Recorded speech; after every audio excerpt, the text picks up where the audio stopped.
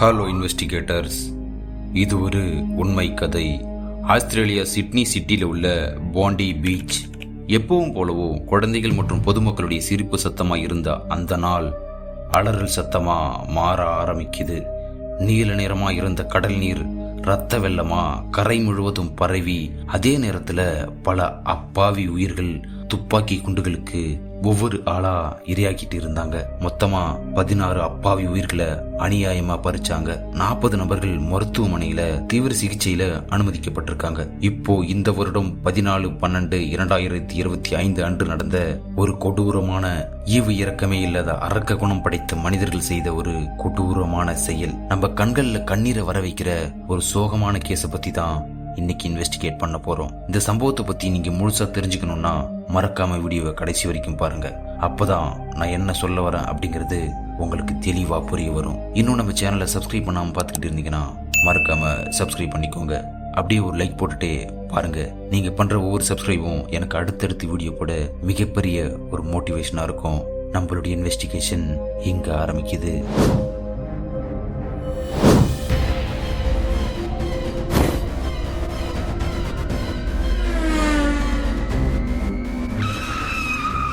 அன்றைய நாள் டிசம்பர் 14, 2025. கடிகாரம் மாலை 5 மணியை நெருங்கிட்டு இருக்கும்போதுதான் சிட்னில உள்ள பாண்டி பீச்ல கோலாகலமா நடந்துகிட்டு இருந்த ஹனுக்காங்கிற கொண்டாட்டத்துக்கு மக்கள் அனைவரும் கூட்டம் கூட்டமா வந்துகிட்டு இருக்காங்க.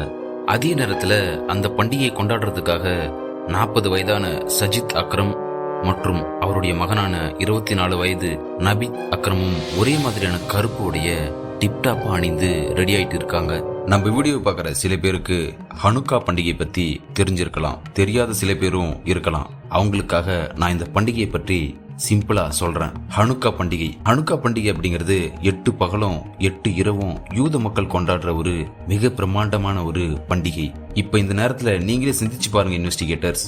ஒரு பண்டிகை 8 பகலும் 8 இரவும் கொண்டாடப்படுதுன்னா அங்க எந்த அளவுக்கு கூட்டமும் கொண்டாட்டமும் இருந்திருக்கும். இந்த பண்டிகை கொண்டாடுறதுக்கு தான் நான் முன்னாடியே சொன்னது போல அப்பாவும் மகனும் டிப்டாப்பா கருப்பு கலர் ட்ரெஸ் அணிஞ்சிட்டு ரெடி ஆயிட்டு வராங்க.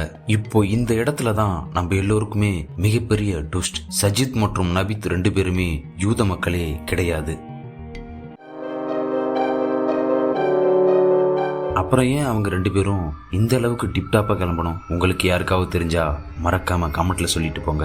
இப்போ இந்த நேரத்துல உங்கள நிறைய பேரு இந்த சம்பவத்தை பண்ணது அபித் மற்றும் சஜித்னு தான் நினைச்சிருப்பீங்க. ஆனா நம்ம நினைச்சது தப்புங்கிறது போல சஜித் ரத்த வெள்ளத்துல இறந்து கிடக்குறாரு. அவரோட பையனான நபித்தும் சிகிச்சைக்காக ஹாஸ்பிட்டல் அனுமதிக்கப்பட்டிருக்காரு. அப்போ அங்க உண்மையிலேயே என்னதான் நடந்தது அப்படின்னு போலீஸ் இன்வெஸ்டிகேஷன் பண்ணும்போது சொன்ன தகவல் இதுதான். ஹனுக்கா பண்டிகை முதல் நாளான அன்னைக்கு குழந்தைகளும் பொதுமக்களும் எல்லோருமே ரொம்பவும் மகிழ்ச்சியாகவும் கலகலப்பாகவும் கொண்டாடிக்கிட்டு இருக்காங்க. அப்பதான் அந்த கூட்டத்துல இருந்த ஒருத்தர் ரத்த வெள்ளத்துல சரிஞ்சு கீழே விடுறாரு. அங்க இருந்தவங்க எல்லாரும் என்ன நடக்குதுன்னு யோசிக்கிறதுக்குள்ள துப்பாக்கி சத்தம் காதுகளை கிழிக்க, தோட்டாக்கள் இதயத்தை துளைக்க, மக்கள் அங்கும் இங்குமா சிதறி ஓட ஆரம்பிக்கிறாங்க.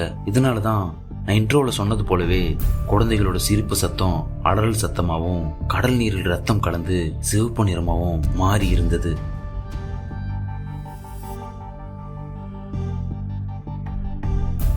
அங்க பாதுகாப்பு பணியில் இருந்த ஆஸ்திரேலியன் போலீஸ் எல்லாரும் அங்க என்ன நடக்குது அப்படின்னு யோசிக்கிறதுக்குள்ள பல நபர்களை சுட்டு தள்ளுறாங்க.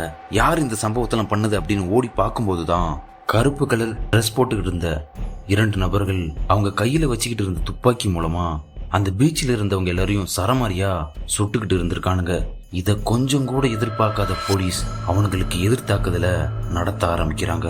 அதுல அந்த 2 நபர்ல ஒரு நபர் ரத்த வெள்ளத்துல சம்பவ இடத்திலேயே இறந்து போறான்.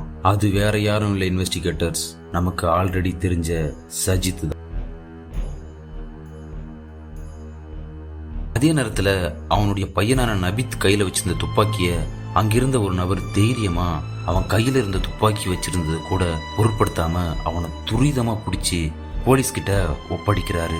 அவருடைய அந்த செயலை ஒட்டுமொத்த உலக நாடுகளும் பாராட்டிட்டு வராங்க. அந்த ஒரிஜினல் சிசிடிவி ஃபுட்டேஜ் நான் வீடியோவில் அட்டாச் பண்றேன், பாத்துக்கோங்க. இப்போ நமக்கு எல்லாருக்குமே ஒரு டவுட் வரும், இவனுங்க ஏன் அப்பாவி மக்களை இப்படி அநியாயமா கொல்லணும் அப்படின்னு. அதற்கான முழு விளக்கத்தை பார்க்கலாம் வாங்க. இந்த துப்பாக்கிச்சூட நடத்தின சஜித் அக்ரம் இந்தியாவில் உள்ள ஹைதராபாத்ல தான் பிறந்திருக்காரு. சில வருடங்கள் கழித்து ஆஸ்திரேலியாவில் உள்ள ஒரு பெண்ணை திருமணம் பண்ணியிருக்காரு. அப்போ அவங்க 2 பேருக்கும் பிறந்தவன் தான் நபித் அக்ரம். 2001ஆம் ஆண்டு இவன் பிறந்திருக்கான். சஜித் அக்ரம் மற்றும் நபித் அக்ரமோட சைல்ட்ஹுட்டை பார்க்கும்போது எல்லார்ட்டையும் நல்லா பழகும் குணம் உள்ளவங்கன்னு தெரிய வருது. நபித் அக்ரமோட ஸ்கூல்ல கேட்கும்போது அவன் நல்ல பையன் அப்படிங்கிற மாதிரி தான் சொல்லியிருந்திருக்காங்க. எல்லாரும் போலவும் நார்மலா தான் இருந்திருக்காங்க. ஆனா ஏன் இவங்க இந்த அளவுக்கு கொடூரமான வேலையை செஞ்சிருக்காங்கன்னு சைக்காலஜியா பார்க்கும்போது ஒரு அதிர்ச்சியான தகவல் கிடைச்சிருக்கு. அதுதான் ஆன்லைன் ஏற்பட்ட தவறான பழக்க வழக்கம். அது மட்டும் இல்லாம சில தீவிரவாத அமைப்போட வீடியோக்கள் பார்த்து மைண்ட் வாஷ் செய்யப்பட்டிருக்கலாம்னு சொல்லப்படுது. இந்த சம்பவத்து மூலமா நம்மளுக்கு என்ன தெரிய வருதுன்னா, பிள்ளைங்களோட வளர்ப்பு. இந்த சம்பவத்துல கூட பார்த்தீங்கன்னா சஜித் அக்ரம் அவருடைய பையனை ஒரு தவறான விஷயத்துக்கு ஈடுபடுத்தினதுதான் இப்போ இங்க வந்து நிக்குது. நம்ம எப்படி இருக்கோமோ அதை பார்த்து தான் நம்மளுடைய குழந்தைகளும் கத்துப்பாங்க. குழந்தைகளுக்கு நல்லதை சொல்லிக் கொடுங்க, நல்லதை மட்டுமே சொல்லிக் கொடுங்க. இந்த வீடியோ உங்களுக்கு பிடிச்சிருந்தனா மறக்காம ஒரு லைக் போட்டுட்டு போங்க. உங்களுடைய கருத்தை கீழே கமெண்ட்ல சொல்லிட்டு போங்க. மீண்டும் ஒரு வீடியோவில் சந்திப்போம்.